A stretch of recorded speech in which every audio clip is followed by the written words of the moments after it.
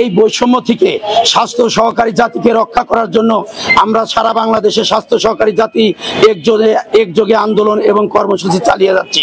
যেন দ্রুত এই জিনিসগুলো মেনে নিয়ে আমরা যেন সুন্দরভাবে আমাদের আন্দোলনগুলো সফল করে আমরা যেন ঘরে ফিরতে পারি। আমরা স্বাস্থ্য সহকারীরা করে থাকি। এই স্বাস্থ্য পর্যায়কে যে ধরে রেখেছে, স্বাস্থ্যের যে মেন খুঁটি সেটা হচ্ছে আমাদের এই স্বাস্থ্য সহকারী।